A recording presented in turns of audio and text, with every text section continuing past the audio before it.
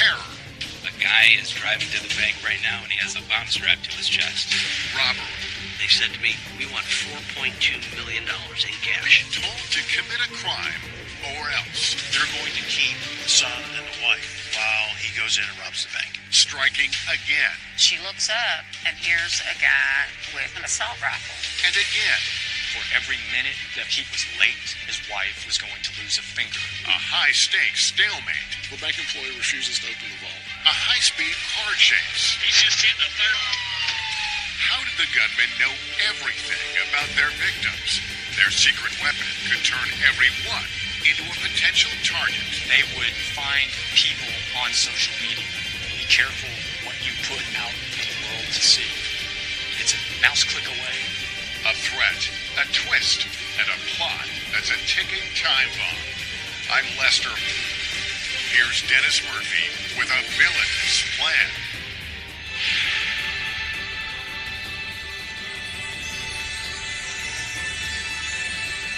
It's a beautiful September day in the western mountains of North Carolina. A beautiful stretch of interstate. North Carolina State Highway Patrol is running radar, and you see a Ford Edge blow right by. It started off as a routine traffic stop, but it was anything but routine. All of a sudden, you see the SUV pull over. You see the passenger side door open briefly, and then shut, and then take off again. You hear the unmistakable roar of the engine. You see the vehicle swerve into the big truck, takes off its driver's side mirror, goes flying off, and you see his ominous brake lights go on. And then you see him ram the side. He's hitting vehicles. He's just hitting a third vehicle. Our story begins in 2015 with 46-year-old Matt Yussman, the chief financial officer of a credit union in central Connecticut. I've been playing hockey for 30-something years. Play every week, sometimes twice a week. All summer long, all winter long. Money management pays its bills, but hockey fuels his passion. He's the goalie for a team. So your league plays on Sunday night. How'd you do that night? We won our game, which was a good thing, but it was a late night game. Matt's glow from a nice victory that February night ended after he headed home. He pulled up to the garage of his Bristol, Connecticut house around midnight. He didn't know 2 men were watching. I would just open the garage door, get out, take all my equipment out. Matt's 70-year-old mother, Valerie, a retired nurse, was inside the home they shared, watching the Academy Awards. Matt moved his mom into the house after his dad, her husband of 40 years, had passed away. It was the night of the Oscars, and they didn't finish till it was just about midnight or a few minutes after, and it was right after that when I heard the garage door open. So I'm walking back to the car to pull him and running down my driveway, yelling, "Get on the ground," and I see he's pointing a gun at me. Tells me to kneel on the garage floor. As I'm kneeling there, he walks up behind me and sticks the gun right behind the back of my ear, presses it against my head, and says, "Lie face first on the ground." You heard him, he drive home. Yes, and I was waiting for him to come into the house, and he wasn't coming in. As I'm up, and I see another guy running down the driveway. Matt says the gunmen were covered head to toe in multi-layers of heavy clothing and dark ski goggles. Based on Matt's recollection, we created these images of those men. Could you have made out their faces? No, they had no distinguishing things that I could see. Did you even know what race they were? Everything was covered. The only tall, slender guy, the other heavy set. I got up to go out to the garage, and when I went out there, I saw Matt laying face down in the garage, and there were 2 masked gunmen over him holding guns on him. One of the gunmen swung around with his gun and pointed it at me and said, "Come down into the garage here." He said, "Kneel beside your son." So this is all going bad very quickly. Yeah, this is going bad. I knelt beside my son, and I said, "Please don't hurt us. Please don't hurt us." I said, "We will do whatever you want." Mother and son quickly realized they were the victims of a home invasion. Neighbors couldn't see what was happening because their ranch house is set far back from the road on an isolated cul-de-sac. I guess you're thinking this is going to play out hopefully in the garage, and we'll get past this. You know what? Take what you need. leave me, go, and I thought that was going to be the end of it. But it moves into the house. Inside, Matt was led to a couch. They immediately put a small knit hat over my head and duct tape the hat to my head so I couldn't see anything. Why didn't they just grab some valuables and leave? He could never have guessed what it was. This was much more than just a home invasion. When we come back, the gunmen say they have a problem, and Matt Yusman is the solution. We owe some very bad people a lot of money, and you're going to get it for us. How much money? $4.2 million in cash. And that was nothing compared to what Matt heard next. We're going to make an explosive device, and we're going to strap it to you.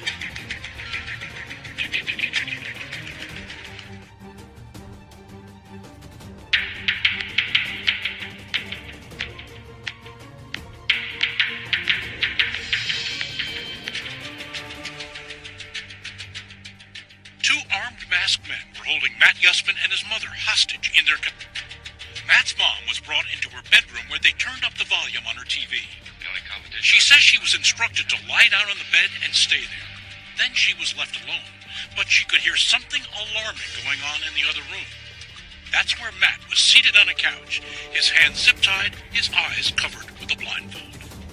I tried to listen to what they were saying to Matthew. I heard them say that. And they'd put earphones on, and I'm just getting static and static. And I don't know what's going on, and all of a sudden, I get a voice that sounds very synthesized, electronic, and the very first thing they said to me was, "This is not a robbery. This is not a typical home invasion." By using a device like this, the kidnappers...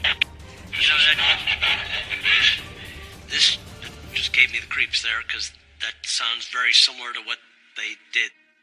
Then they outlined their complex, big plan, explaining why Mom and son were being held captive. We're looking for a large sum of money. We owe some very bad people a lot of money, and you're going to get it for us. How much money? It was very specific, $2 million in cash. And there was something else that was unusually specific. The kidnappers knew intimate details about Matt's life. They knew where I worked, what I did, that I had my mother in the house. Matt, the CFO of a chief financial credit union, was told the next morning he would go to one of his branches and take $4.2 million out of the vault. You would never have that much money on hand. Still, he could get them something. This is where I lied for the first time, and I'm like, I can get you guys $1 million. And they said, "Oh, $1 million?" Hours passed. Matt says he sat on that couch tied up and blindfolded, wondering what was going to happen next. It had to be around 3 o'clock in the morning, I think. They say, "You know what, we're going for a ride." That was the second time I got really scared, because now I'm like, they're taking me away from the house. That's a line out of the bad movies. We're going to take you for a ride, right? The gunman next went into his mom's room, carrying rolls of heavy-duty duct tape. They told her she was going to stay behind. And they wrapped my feet with duct tape to the bottom cushions so that I wouldn't go anyplace while they went away. And I said, "I will stay wherever you put me." I didn't dare try to get out of the bindings. Matt says he found himself in the back seat of one of the two vehicles he owns. They had actually put a pillow in the back seat of the car. Don't know why, but they told me to stick my face into the pillow and not to move. We drove for maybe 15 minutes. We parked, and I heard gravelly or just cracking snow, like we'd gone off the side of the road. And I was like, wow, what's going to happen here? Are they taking me out in the woods? Are they going to put a bullet in my head? One of them got out of the SUV. Suddenly there was movement in his vehicle, and they were back on the road. He was relieved to eventually find himself back home. Then, according to Matt, the kidnappers asked him an odd question. Set me on the couch and asked me if I wanted to take a shower. Shower. After all of this? And after all that. So I said, sure, I'll take a shower. After terrorizing him for 3 hours, how strange. What was going on? And then Matt's story took another bizarre turn. He says he was led into the kitchen where something was waiting for him on a table. They said, do you know what this is? And I said, no. And they said, this is C4 explosive. We're going to make an explosive device, and we're going to strap it to you because we don't trust you that you're going to do it. Plastic explosive used by the military and terrorists. It can be molded like clay into any shape and detonated remotely. Hearing what was happening in the other room, Matt's mom began to cry. And then I could hear them unwrapping duct tape, lots and lots. I could hear that unwrapping, and that must have been when they were strapping it around him. And really panicked because as you're laying there, and I'm thinking they're putting a bomb on him. Matt was left alone, a bomb tightly wrapped around his waist. His anxiety was building as each minute seemed the last before eternity. It was just before daylight. Matt's mom had said something unexpected. One fella came in and said to me, I don't want you to get alarmed, but we're going to be using the vacuum. And I thought, what? Vacuum?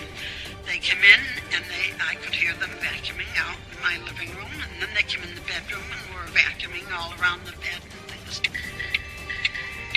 6 hours into their ordeal, the two assailants told Matt his workday was beginning, and he'd soon be leaving to rob his own credit union. I hope not. And to ensure his cooperation, they advised him they were leaving an insurance policy in his mom's bedroom. They said, we're not taking any chances. We're going to put a bomb under her bed, and if you deviate from the plan, we're going to detonate both of your bombs.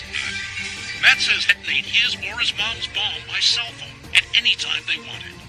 At 10 a.m., they would text him the location of where to drop off the money. And to make sure he stayed on time, they also attached a timer to his bomb that would automatically explode at 11 a.m. That was less than 3 hours away.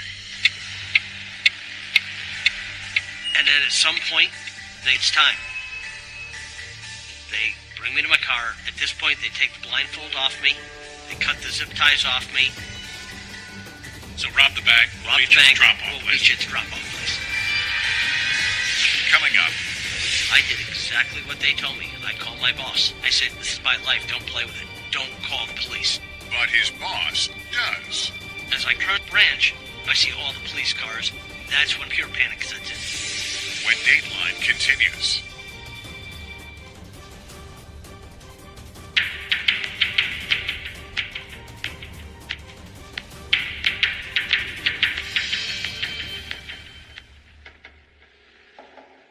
It was 8:30 a.m., 8.5 hours since the start nightmare.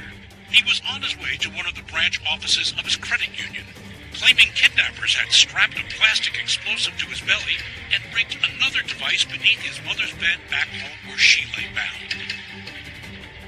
I'm driving to the credit union, and now for the first time I start to think of, wow, how's this going to play out? What's going to happen? Yourself? Is that what you're Yes, saying? they actually wanted me to drive my own car. How are they going to control you? And I figured they were just going to follow me around and watch me the whole time. 2 bombs, he said, that could be detonated by the touch of a cell phone. And oh, by the way, a timer on his device that would go off at the stroke of 11 a.m. I called my boss, and I said, my mother and I are victims of a home and house strapped to an explosive device. And I'm coming to the credit union to empty the vault. You need to evacuate the branch. Are you using any code words or any No, pre-assigned? there's no, this is real. This is my life. Don't play with it. And don't notify the police. And I said, don't call the police. Matt's boss ignored his plea of no cops. 911, what's your call a few minutes ago from one of our VPs, and he's instructing me to vacate our new Britain branch because they're going to come and rob it. That 911 call eventually ended up here. Police headquarters in New Britain, Connecticut, where the credit union was located. I was a brand new sergeant. We had just gotten done with roll call in the morning. There's a bank robbery going on, and a guy is driving to the bank right now, and he has a bomb strapped to his chest. This is not your usual Monday morning, Sergeant. We're trying to figure out if it was a joke or not. It was no joke. Sergeant David McCarsky was one of the first out the door. What do you know at that point, Sergeant? So the only thing that we knew is they gave us a plate on the car. It was a red car. number and the model of the red car he was driving. I get to the credit union, and I don't see anything. There's no cars, and I'm like, fantastic. As I turn the corner around to the front of the branch, that's when a pure panic sets in. Now I see all the police cars. The kidnappers told Matt not to call the police, and now he now had 2 hours and 15 minutes until that bomb would explode. Matt eased into a parking spot. I roll down my window, and they're all screaming, get out of the car, get out of the car. He gets out of the car, we get out of our cars, and there was like a good 15 seconds of silence. Looking at us, and us looking at him, and trying to figure out what was going on. Makarsky's partner drew his gun, aiming straight at Matt. And I said, I'm wearing an explosive device. And they're like, show us. So I lift up my shirt, show them what I was wearing. We're like, holy cow, I can't believe this is real. You were persuaded something was there, huh? Oh, 100%. Because it was a frigid 9 degrees out that February morning, then he and his partner protectively stayed about 100 feet away. Jim Wardwell was, at that time, New Britain's chief of police, overseeing a force of 165 officers for the 73,000 people who live in this central Connecticut city. Word of this extraordinary crime immediately ran up the ranks, and the chief, along with his top command staff, rushed to the credit union. Immediate response. Pretty much all available personnel were sent to the area. We cleared buildings in the areas. We put schools in lockdown. They closed off the surrounding streets and shut down a major thoroughfare. SWAT teams and heavy equipment rolled in, and the state's bomb squad was called to get the device off of Matt. Shutting down an interstate, calling in other agencies to assist is not a small decision, and all those decisions had to be made, and they were made very, very quickly. Back at the credit union parking lot, Sergeant Makarsky, a member of the crisis negotiation team, became the point man to communicate with Matt. The sergeant yelled his cell number to Yussman, and they started to talk over the phone. So what's the demeanor of this man who says he got a bomb on him? He was very calm for the situation. At least for now. Members of the state police bomb squad, meanwhile, were scrambling, traveling in from different parts of the state, when precious time was melting away. Then, at 10 a.m., the kidnappers started texting. They wanted their money. 1 hour to go until the bomb was supposed to explode. I'm like, what do you want me to tell them? Matt needed answers, and he didn't have much time to get them. Now your mind starts to think about weird things like, am I going to know it when it goes off? What are you going to feel?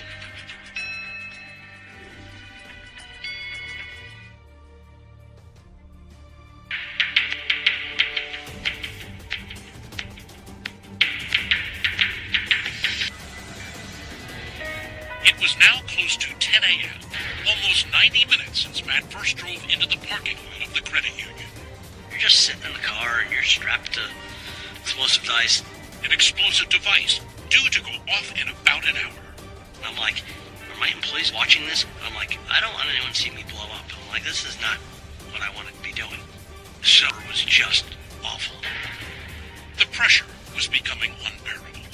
Now I'm starting to cry. And you're waiting for the bomb squad. And I'm waiting for the bomb squad. As the state police bomb squad headed to the scene from different parts of Connecticut, Sergeant David Makarsky was talking to Matt by cell phone from his car. My big thing was just trying to keep him calm and keep him talking and, assuring him that, we were going to get through it. He is my one and only contact, my only person that I'm talking to. He tried to keep me from losing it. Terrified as he was, Matt was still able to tell the police about his mom's dire situation. 9 miles from the credit union parking lot, the Yussman house in Bristol, Connecticut, was eerily convinced the kidnappers were gone, but to where she didn't know. She decided to work herself free from her bed. It took me a while to get out of it because they had wrapped that duct tape around and around. She had no idea that the authorities were descending on her home in force. As I got myself out of the restraints, I could see right out into our driveway. There, it was full of police. When I opened the door to holler out, one of the policemen with a big rifle pointed right at me, and he said, walk up to the driveway. Matt's mom was unharmed, at least physically. Emotionally, she was alarmed as she talked to the police. And they said, lift up your shirt. And I thought, what are they doing? Thought maybe I had a bomb on myself, so I lifted up my shirt. They checked me out, and okay, and they put me in a police car. Back in the credit union parking lot, Matt was told his mom was okay. He was not. Precious minutes were ticking by. Meanwhile, you've been told that there's a timer. Right. On this bell, I've been which is going to go kaboom at 11 o'clock. 11 o'clock, and the original... The kidnappers told Matt they would text him at 10 a.m. with an address where he was to drop off the $1 million taken from his credit union. The text, they said, would be sent from his mother's cell phone, which they'd taken from her. I mean, right at 10 o'clock, I get the first text. Are you done yet? From the home invaders. From the criminals there. And I say to the police, I'm like, But listen, we're gonna roll with it. We're gonna tell them that you're still working hard to get the money that they need. What we need to do is just buy a little bit of time. Matt texted, "It is more money than I anticipated. Moving as fast as I can." The kidnappers texted back, "That is good." In fact, he hasn't made it into the bank at all. We never made it into the bank. He doesn't have any money. No, zero. And this is...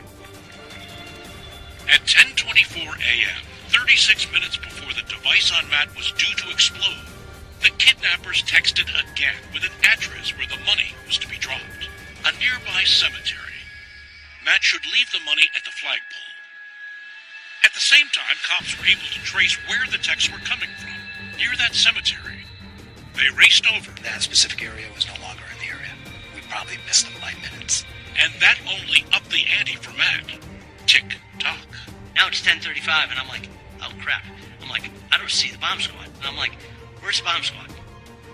It was 25 minutes before the device would detonate, and thoughts, terrible ones, raced through Matt's mind.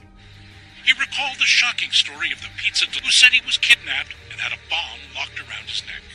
I knew that he was forced to try to rob a bank, that it didn't go well, that he was actually killed during all this. Matt thought about the end of his life. Now your mind starts to play the tricks, and you start to think about weird things like, am I going to know it when it goes off? Do you hear the noise first? Do you see a flash first? For Matt, the excruciating wait continued as the clock counted down to 11 a.m. I'm just sitting there. There are no more texts from the criminals. They've stopped. They expect me to be at that drop-off point. We're getting closer. It's 10:45. It's 10:50. I am now in full panic mode. Coming up, Tick. The guy's wearing the big suit, and he walks up to me, and they're examining it. And it didn't look good. We saw multiple wires running through the tape. When Dateline continues.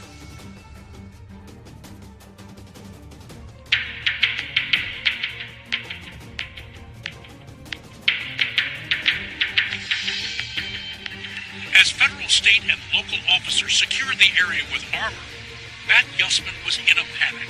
The improvised device duct taped to his waist was set to go off at 11 a.m., just minutes away. I start asking, like, where's the bomb squad? It's getting closer to 11. This thing is supposed to go off. The bomb squad was now on the scene. That was the first incident with an individual that had a device actually attached to their body. Connecticut State Police Trooper Mike Avery, now retired, was on the bomb squad. Avery's team assembled a bomb robot, thinking they could use it to inspect the device and maybe defuse it from a safe distance. The bomb squad didn't know what it had walked into. We didn't know if this individual... Unbeknownst to Matt, 4 police sniper teams were getting into position around his car, targeting him. He has an explosive device on him, and if he doesn't follow our instructions, and in the event if he rushed out of that perimeter towards us or towards other law enforcement personnel, deadly force would have to be utilized. Getting the sniper teams in place out a safe approach all ate up more of the clock. It was just 2 minutes to 11. I sat there and watched that clock because I had my cell phone there, and it went, 10:58, 10:59, and I'm thinking this is it. Tick tock. Absolutely. He's looking at his watch. I'm looking at my phone, and it's clicking closer to 11 o'clock. be honest, just sat there and counted it down and waited. And when that phone hit 11, my heart stopped and I just sat there.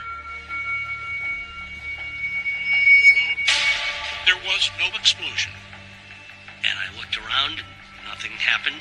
After 11 o'clock passed, there was definitely a sigh of relief by everybody there. You know, the last thing we wanted was for anything. Why am I not dead? Finally, it was about 11:05 or so, 11:06, somewhere near where I said, well, maybe they lied to me. Maybe there is no timer. No one except the kidnappers knew what was wrapped around Matt. After about 10 minutes, the bomb squad ordered Matt out of his car. We could see that there was something attached to his torso, but we could not get a good visual. Abandoned their bomb robot plan because they could get a better sense of the device with the naked eye from the safety of an armored vehicle. They drew alongside Matt. At that time, he slowly lifted his shirt up and exposed the device to us. And it was completely wrapped around his body with like a heavy-duty gorilla tape, and you could not see anything else other than the large mass in front of his torso. Volunteering to remove the device by himself, he suited up and approached Matt. This photo was taken at that moment. It had been 11 hours since Matt and his mother said they were first kidnapped. Now, here he was, on his knees, without a coat. It was 9 degrees out. And it's just like the movies. The guy's wearing the big suit to me, and they're examining it. The cops decided to x-ray Matt's torso right there in the lot. Using a portable x-ray machine, it took just 1 minute to create an image. We saw multiple wires running through the tape and around that organic material. At that point, we couldn't determine, is it actual C4 or some type of explosive, or is it just a chunk of clay to looking at it and coming up with a plan, what they're going to do. Finally, the guy says, well, we're going to take this off you. So I went down with a couple cutting tools, had him remain on his knees facing away from me, lifted his shirt up, and slowly started cutting the tape up his back. As if Matt hadn't already gone through enough this day. He was extremely hairy. This was gorilla tape, and it was wrapped around his entire torso.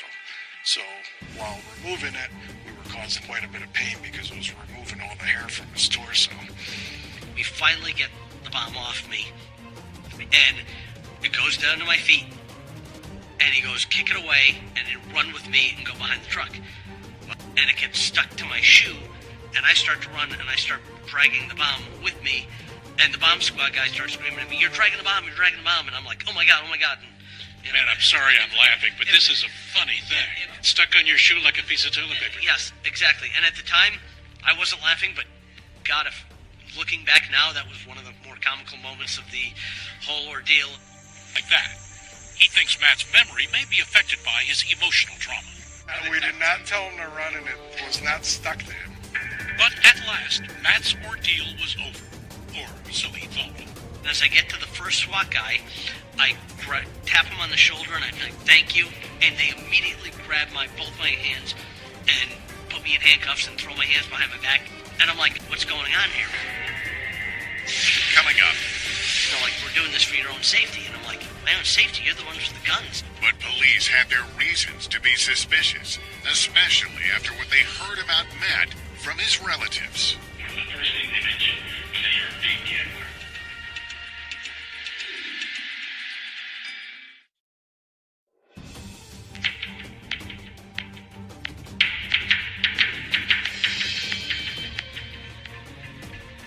Matt Yusman was finally free of the device that had been taped to him, but was shocked to find himself now confined in handcuffs. The local station, NBC Connecticut, caught the moment he was led into an ambulance. And I'm like, what are you doing? I'm like, I'm the victim. Are you arresting me? And they're like, my own safety, you're the ones with the guns. And they're like, we're going to take you to the hospital. At the hospital, investigators had Matt checked out. They took these photos. Matt's waist, red and raw from where the bomb tech pulled off that duct tape. And they took pictures of the device itself.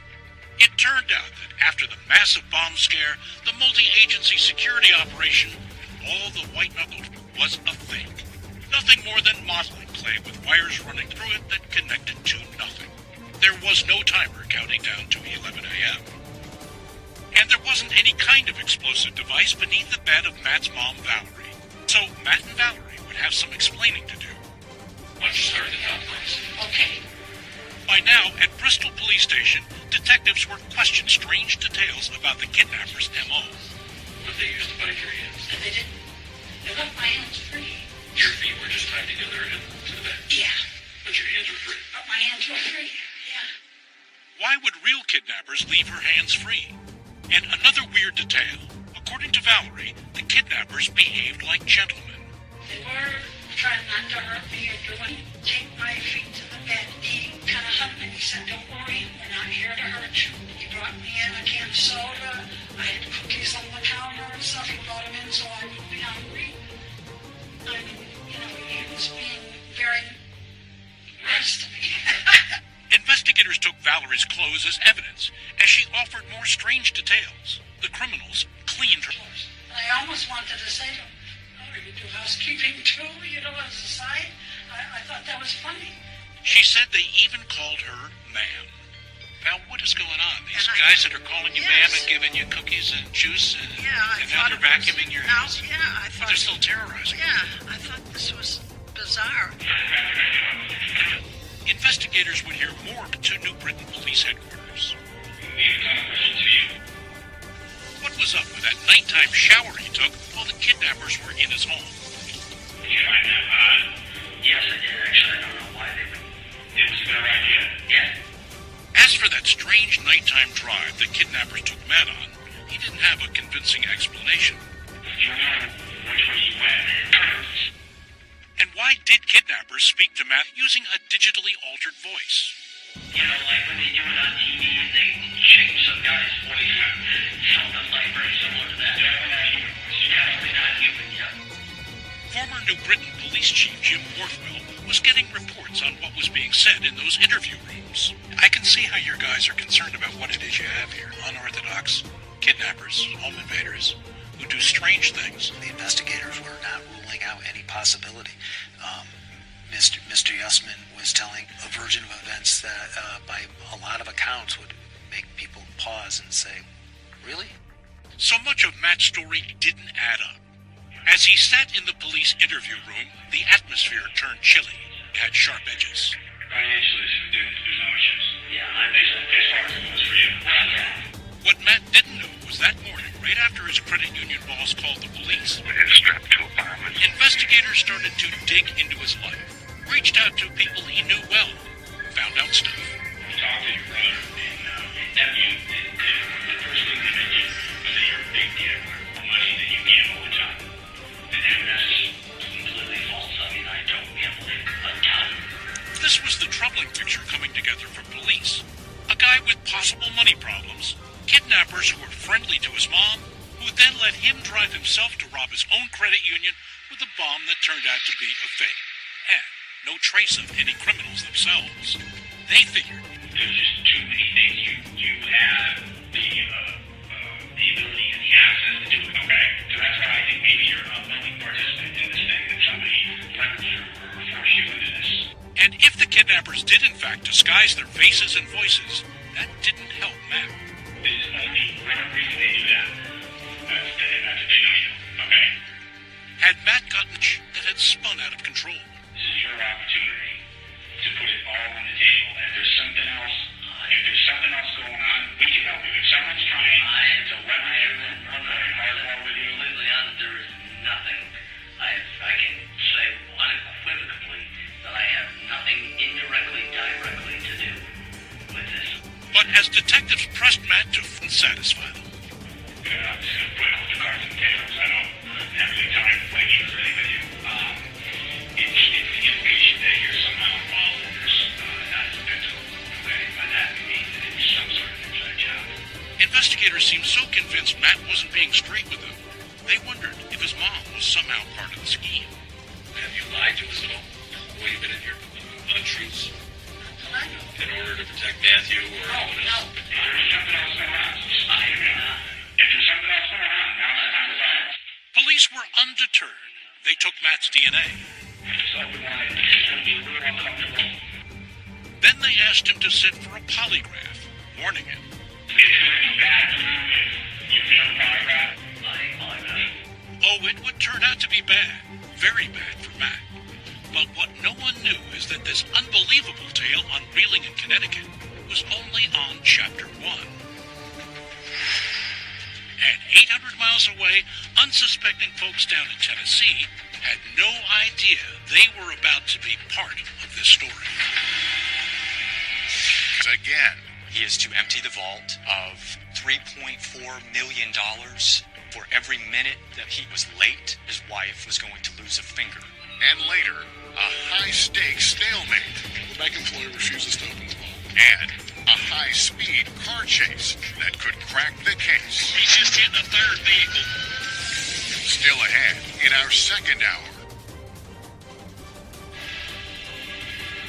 Returning to our story, an executive says he was kidnapped by gunmen and ordered to rob his own credit union. He said, this is C4 explosive. We're going to strap it to you. The bomb was fake. Was his story fake too? But it was about to over again. More kidnappings. She said, they're going to kill me, they're going to kill my child. More bank robberies. He is to empty the vault of any and all gold bullion. A dramatic roadside arrest. And a mystery is solved. So, agents, who is this?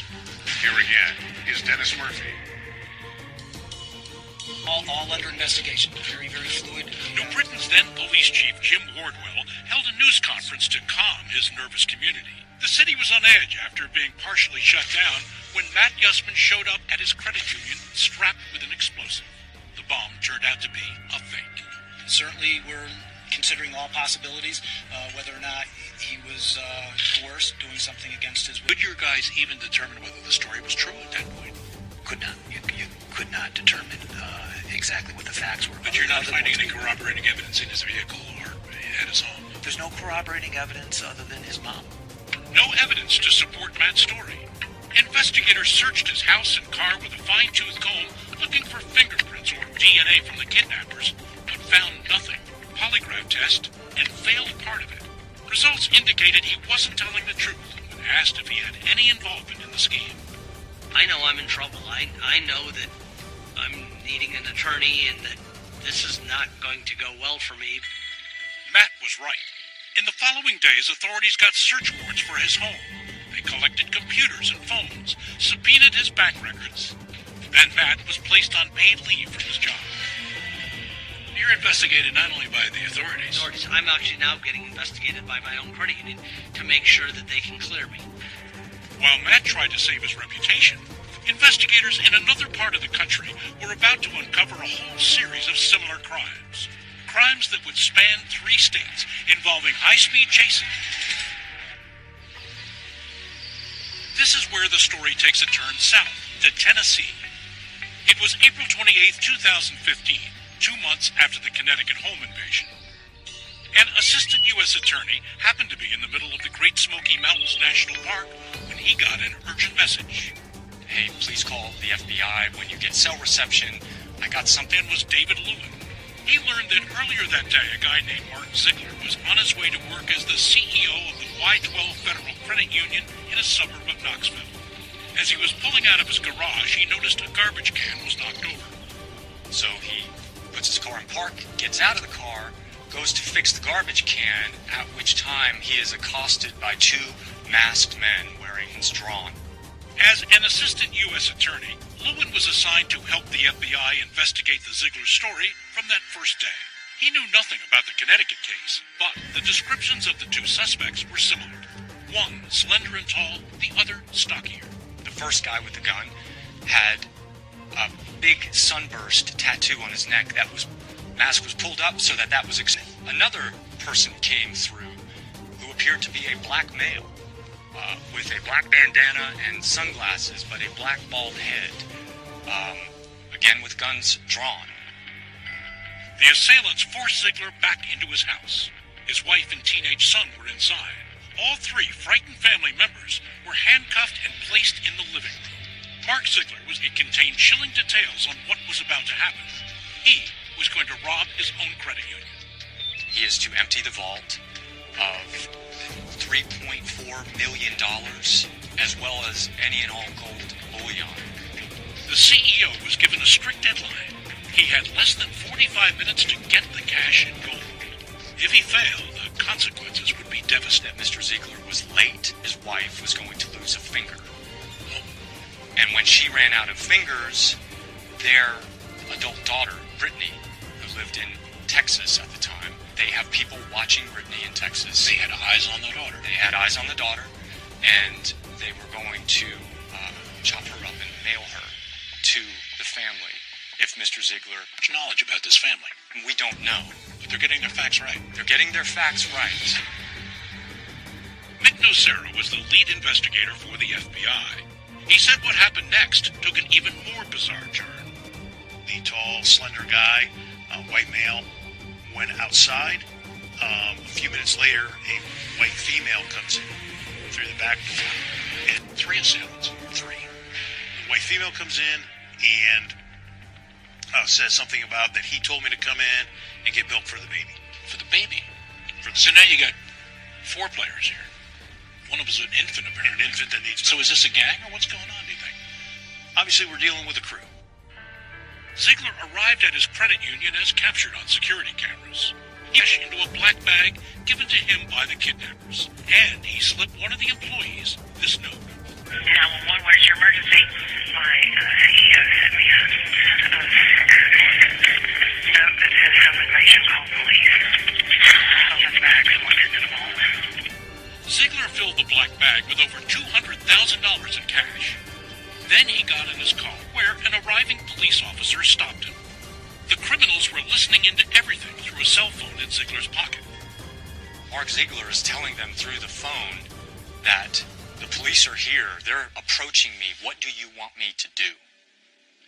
And what he heard through the phone was 2 words. Abort, abort. And then the phone went dead. Folded Ziegler's wife and son and loaded them into the family's SUV. They drove to a parking lot and dumped the vehicle, with Ziegler's wife and son still inside. Eventually, the 2 freed themselves and found someone to call police. So in the end, the family got out alive, and the bank robbers got no money from it. No money, but they escaped. The Zieglers provided a detailed description of the suspects, of the black male and this one of the female suspect who came in the house looking for milk. Now, I'm sure the crime scene techs processed the house and the vehicles within an inch. Did they get lucky? Did they find anything? We found nothing. It was clean. Fingerprints? Fibers? No fingerprints. No DNA. Nothing was left behind. Nothing to stop the next attack. And there would... Coming up, a young couple and their baby barricaded behind locked doors. Pry bar is now being used on the master bedroom doors. And a high-stakes stalemate. The bank employee refuses to open the vault. She says they're going to kill me unless you do this thing. Yes, she said they're going to kill me, they're going to kill my child.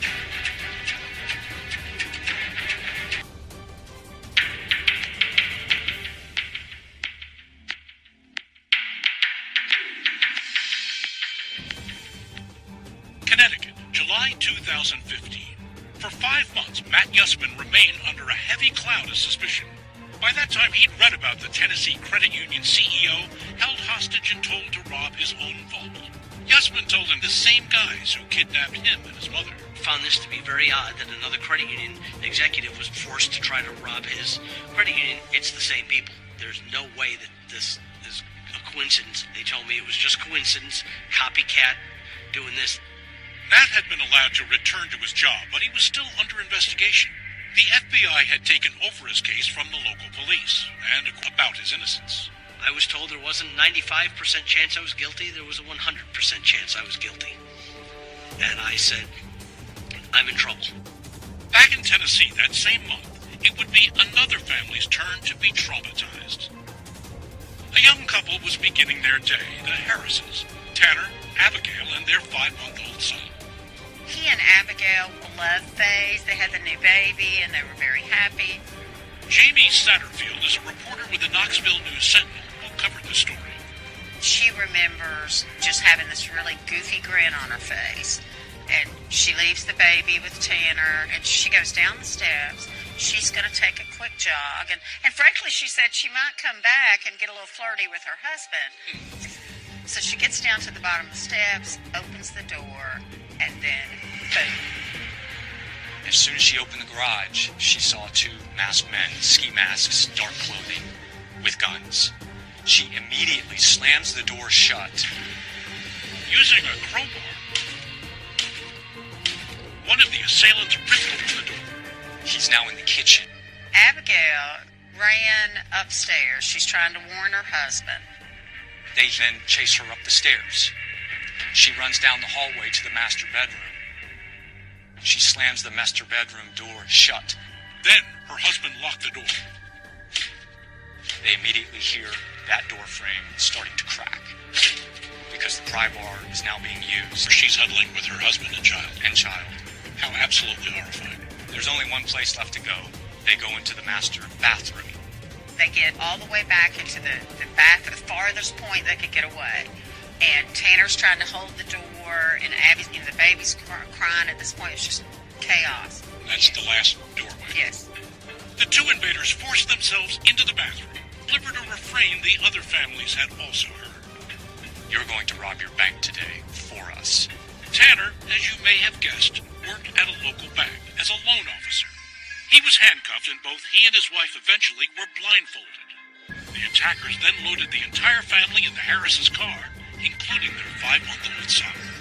The attackers knew where Tanner worked and drove there with no Sarah.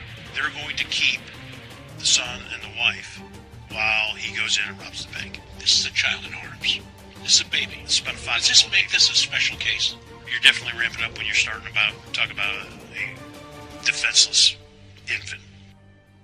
Tanner went into the vault as seen from this bank surveillance camera and loaded a black bag with cash. He then went where the kidnappers were holding his family. You see the car stop and the passenger side door open. You see Tanner Harris hand over a very large bag, but you can see a very brief struggle. Tanner demanded that the kidnappers let his wife and child go before he would turn over the cash. At which time, the bag is yanked, door is shut, car speeds out of the parking lot, and father left in that parking lot by himself, watching the car speed away. Two armed desperados have taken his family. Yes. The kidnappers eventually left Abigail and her son in their own vehicle while they took off in a getaway car. They had escaped once again, but this time they netted $195,000 for their efforts. So in this case, you believe you have two middle-aged white males. Not three. Not three. There's not a woman. No woman, no black male. No tattoo reported. So after you had two of these things, how was it playing as a story? How was Knoxville hearing about it? I can't say that people were universally frightened. I think the greater harm initially was that people were suspicious of these families. That's what I heard. I had cop friends who were suspicious. We as journalists were kind of kidnap you, but then they let you go. And, it just sounded unbelievable. Unbelievable? Maybe, but it would happen again. This time in northern Tennessee. 3 months after the Harris case, a young mother was starting her day and struggling to get her toddler son secured in her car. He wants candy for breakfast, and he is throwing a fit. So she's quiet when all of a sudden, she feels movement. Brooke Lyons didn't have time to think. In an instant, she and her 3-year-old son were under attack. She looks up, and here's a guy with an assault rifle pointed at her. 2 male attackers forced Brooke into the car with her son. That's right, they headed here, this credit union in Elizabethton, tell her. People knew where Brooke worked. They knew how to get to her bank without being told. Jeff Blanton is a special agent for the FBI. He investigated Brooke's case and says she was instructed to go inside and get $350,000 or else. She's been told by these two guys if the police are called, if she doesn't do as she's instructed, then there's going to be a shootout. And A frantic Brooke entered the credit union, screamed that she needed the vault opened and the bags loaded with money because her 3-year-old son was being held hostage outside. That's when Brooke's day got even worse.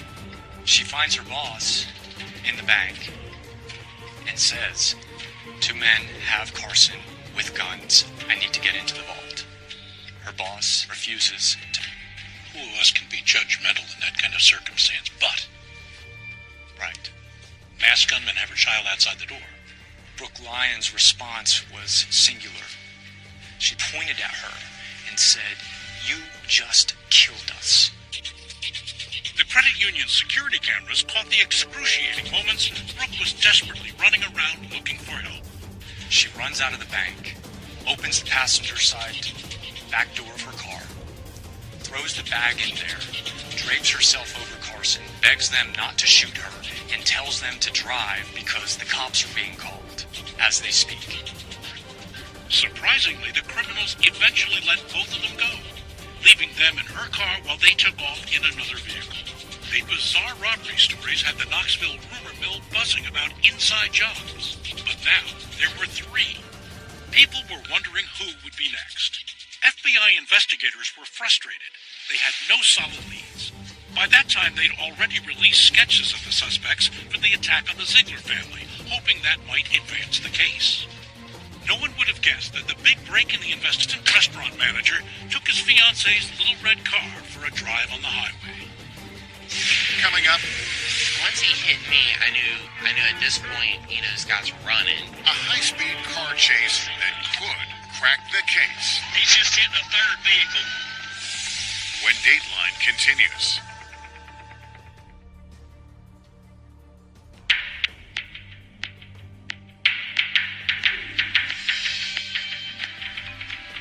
It was surreal. It was like, you're not going to believe what happens.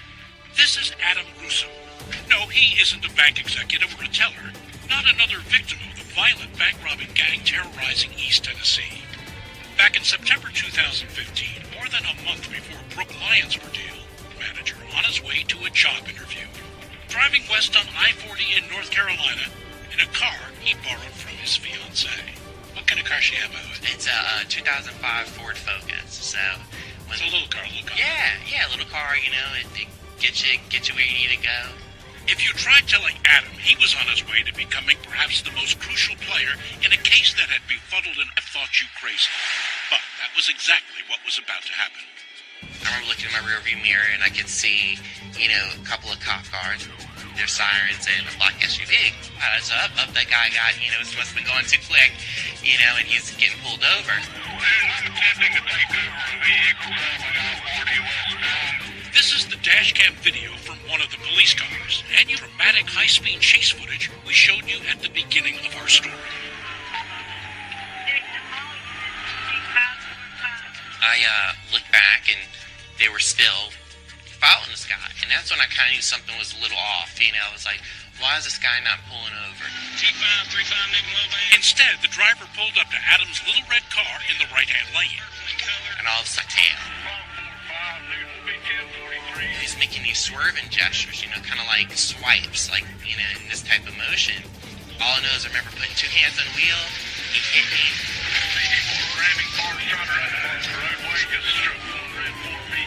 Adam freeze-framed that moment, though. Yeah. What the heck is going on? Right. Once he hit me, I knew at this point, this guy's running. You're not going to just hit me and just keep going with 2 cops on you unless something's going on.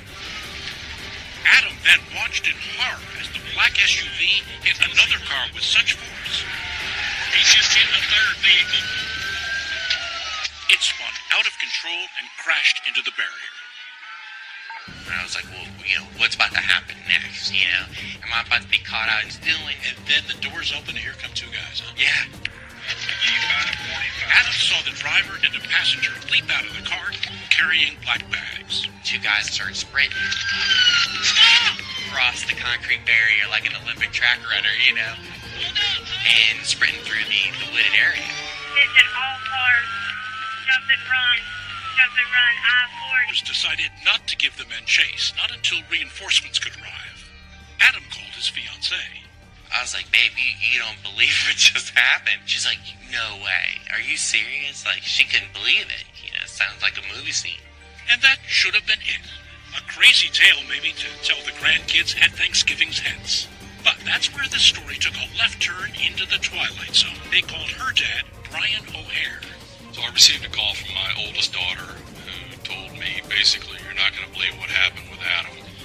And immediately I thought there was a problem en route to his job interview. My future son-in-law has messed up a job interview. Let me put you on pause there and back you up and add an interesting biographical detail here, because you are not only Adam's prospective father-in-law. What else are you? And his years of FBI experience told Agent O'Hare that some things he heard about that chase were rather strange. Like the way the driver tried to ram Adam's car from behind. O'Hare recognized that as a police tactic called a pit maneuver. It's a police intervention technique. It is a trained technique. And what's the goal? That would end the hot pursuit and you get away? The goal is to then get a hold of the driver and make your arrest. If you're a criminal and you spin vehicles around, you can wreak havoc on the pursuing law enforcement officials. And there was something unusual about the way those men fled. I had no clue as to why they felt it so important to grab those bags, or why they would choose to cross an oncoming interstate to make that. It confounded the North Carolina troopers, too. And despite searching the area, authorities never did find the two men. Agent O'Hare didn't think much more about it until a little more than a month later, when he was assigned to help on a case up in Elizabethton. As luck would have it, the Brooke Lyons case. So you've had a bank robbery, a woman at gunpoint abducted, told to hold up her own bank. Very well organized. And that jogged Agent O'Hare's memory back to that high-speed car chase on I-40. It had, he thought, a similar sophistication. It struck me that those people had discipline. They had purpose. Both cases also involved two suspects and black bags. I thought that it's not a guarantee that they're one and the same, but I wasn't aware. You're not pulling this out of a computer. Your gut is telling you something's going on here. It was some experience and some instinct that led me to believe that the two episodes could be connected. What started as a hunch was about to break this case wide open. Coming up, an abandoned GPS with a roadmap of a crime spree. It looked that they were casing high-speed chase with a slightly different ending.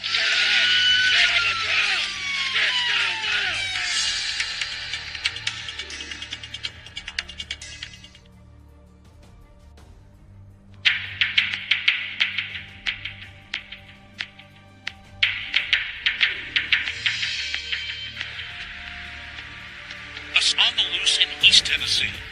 They'd already terrorized at least 3 unsuspecting families. We had no clue who was responsible for this. Agent, how bad are these guys? I would consider these two individuals some of the most dangerous criminals to walk in East Tennessee. Tips were coming in, and investigators chased down every lead, but turned up 2015. All the FBI was left with was that hunch Agent O'Hare had that a bizarre highway chase miles away in North Carolina had something to do with the Tennessee bank robberies. He shared his inkling with Agent Jeff Blanton. I remember Agent O'Hare telling me, hey, not for nothing that this happened. It might be something, it might not. So at this point, it was really the turn to see if there was anything to it. So they took a close look at what happened in North Carolina. Agent Blanton and Agent Nocera learned that whole crazy car chase started with a routine traffic stop for speeding. And they wanted to take a look at the dashcam video of the suspects fleeing the crash. The descriptions were similar. You had 2 white males, one tall and a little bit thicker and stockier, and the black bags stuck out because both the Zieglers and the Harrises had described these individuals when they came into their house that they had black bags. Your first pass through this, Agent, what'd you think? I knew we had bad guys. I thought we may have something here enough to continue investigation. At this point, I did not know if it was our bank robbers or if it wasn't. On through the suspect's black banged-up SUV, and they found a GPS device. So it could be a goldmine of information. It can be. Tell me where you've been. It can. An FBI special agent searched the device and found something intriguing. One of the locations marked on the GPS was a credit union near Knoxville. It looked that this was set up, that they were casing for escape routes and, away from that bank. I talked to Jeff, and I said, they may not be our bank robbers, but they're somebody's bank robbers. Another GPS route led to a luxury rental home in Maggie Valley, a beautiful North Carolina tourist destination near the Smoky Mountains. Investigators reached out to the property manager, Melissa Pless. The FBI basically stated concerns and needed to know who was staying in the home. Melissa told the agents that about 5 months earlier, she'd received an inquiry. Two men, a writer named Ron Bradford and his assistant, were looking for a place to stay while they worked on their book. Melissa showed them around. They were in the market for something secluded with a garage. We traveled around the area, looked at a couple of homes. And were staying in a home aptly named Southern Comfort. It was a month-to-month rental, and they paid in cash. Melissa said they were some of her best tenants. These guys treated me with utmost respect. They were very kind. On an occasion, they actually brought me a potted plant and a thank you card for, being such full company, I guess.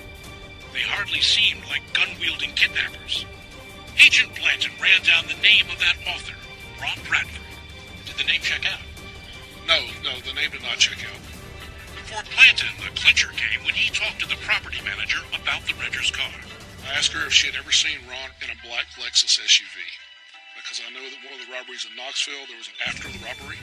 She said yes, they had a black SUV, a Lexus, earlier in the summer, but that she hadn't seen them in it in several months. Did you think I got you? I'm on you now. At this point, I was convinced this was our bank robbery crew. Yes. It was time for a good old-fashioned stakeout. Agent Blanton assembled a team to keep tabs on the two men. You see them coming along? We did. We saw them come through the yard, but we were able to see them. And investigators learned the men were not alone. The surveillance team was able to ascertain that there was a female at the cabin. Do you know who she was? We did not know who she was. Remember the Ziegler home invasion? There was that woman who came in the house and asked for milk for her baby. Could this be her? Authorities waited patiently for her. 2 weeks after they started their surveillance, they finally got their chance. Assistant U.S. Attorney David Lewin. The day before Thanksgiving, law enforcement sees them get into a silver Nissan Pathfinder with stolen Maryland license plates. The decision was made to stop the vehicle. It was another high-speed chase, sirens blaring. They suddenly slowed down. We see the SUV pull over. We see the passenger side door open.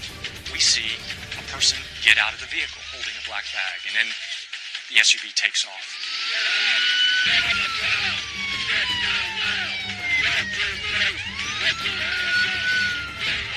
One down, one to go. He wasn't behaving like a criminal caught in the act. He was behaving like a victim. He immediately says, "Yeah, I'm not involved. I don't know what's going on. I don't know who this guy is. I'm hitchhiking. I'm just trying to get a ride." Did the cops get the wrong guy? They'd have to sort that out later. There was still a man on the loose barreling down the highway. Coming up, there's more than... Driver jumps out and takes off on foot. The red pickup truck pins him under the rear wheel. Runs him over? Runs him over. You can't make this stuff up. Can't. When Dateline continues.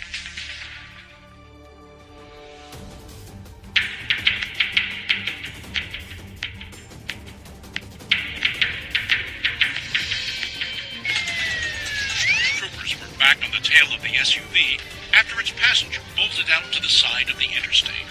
But as the SUV fled, the driver made a serious error. He cut off a red pickup truck. The red pickup truck didn't like that. Road rage exploded. The driver of the red pickup took off in hot pursuit of the SUV, leapfrogging the state troopers.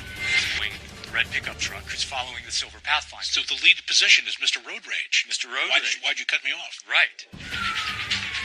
With the trooper and the pickup driver still giving chase, the SUV left the interstate, drove to a construction site, and went right into a ditch. Driver jumps out and takes off on foot. The red pickup truck pins him under the rear wheel. You can't make this stuff up. Can't. That's the end of the chase. At the end of the chase, the police pull up. They take the driver into custody. The driver of the SUV was banged up with a broken collarbone, broken ribs, and burns. Both he and the passenger who rolled out of the SUV were taken to a local jail. But who were they? Investigators learned the driver was braiding back to when he was in his 20s, with convictions for armed robbery. He gave you the impression that he was the guy who would sit there and talk to you, and give him the chance he would kill you and think nothing of it. Agent Nocera tried to get answers from Witham, but his suspect was Mom.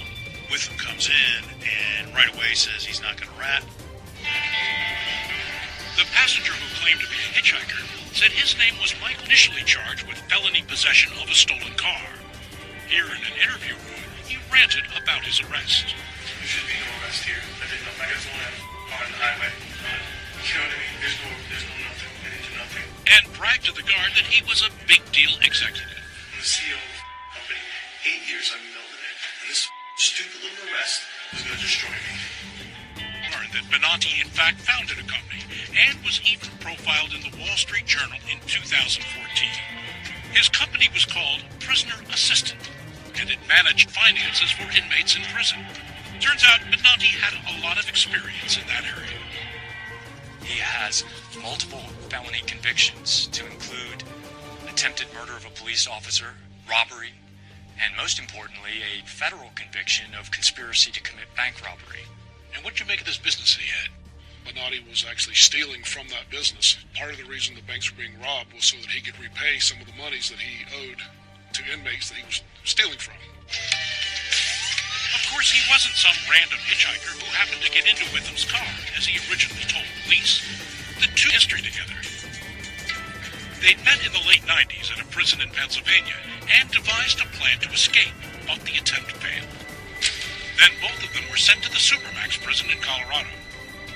Now, again in custody, Benanti paced about while he called his sister, asking desperately that she bail him out. Danielle, I'm very, very sorry to have to give you this call. I love you. An FBI agent Blanton arrived to interview him. Agent, first impressions of who you see? Well, he was extremely arrogant. Pompous as well, Blanton said. He is the smartest person in the room, no matter what room he's in. He was very proud that he was a graduate of Supermax and that he had been in Supermax prison. Benanti was proud of his credentials of being a criminal. We're sure they had the right guys, in part because of something that happened when Benanti was arrested. Benanti is white-knuckling something in his hand, clenched fist. His fist is opened up, and there's a crumpled piece of paper. The feds took a look at it.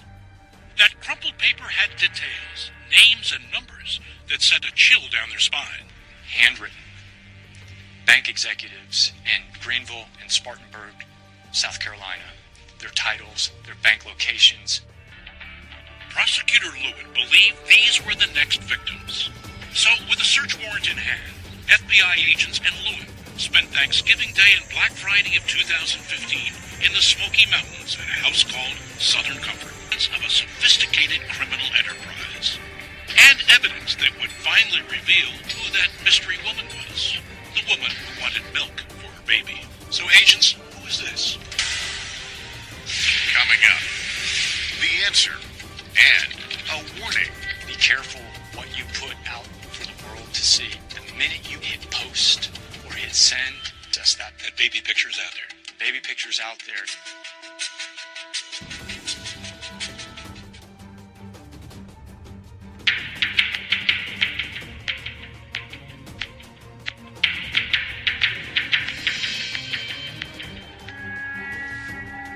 It was Thanksgiving Day 2015 in a house in the mountains of North Carolina, but just FBI agents and a prosecutor. They were searching for evidence to tie Michael Benanti and Brian Witham to that string of kidnappings and bank robberies in eastern Tennessee. When we originally walked in, the amount of evidence and items that were in the house was staggering. Including weapons, electronic devices, IDs, fake tattoos, and massive amounts of photos. Among them, this picture of Benanti and Witham, plus an inadvertent selfie. Benanti's face seen in a car's side mirror, taken as they cased a bank. When the agents told Brian Witham what they had, he went from mum to spilling everything he knew to the feds. He laid out the entire scheme. His role in the scheme enterprise that involved learning every detail about their intended victims' lives. Step by step, they gathered intelligence. First, they identified the bank. They would go to that bank, they would look on its social media page and hopefully get names and pictures of the people they thought would be worthy targets. Then they stalked the bank employees online. They could find them on LinkedIn. victims would rise and fall on their target list depending on the quantity and quality of social media evidence that they put out there for the world to see. For example, in the Harris case, they saw pictures of the couple's newborn baby on Facebook. With the Harris, they were planning on doing that one earlier, but they noticed that Miss Harris had given birth, and they pushed the date back. But the Zieglers had an adult daughter who lived in Texas. And this enabled them to say, we got people surveilling your child in Texas. Once their victims were picked out, the spying turned up close and personal. Witham would surveil them at home, hiding in their yards, watching and documenting their every move. Commando-style GoPro cameras would be set up around the house.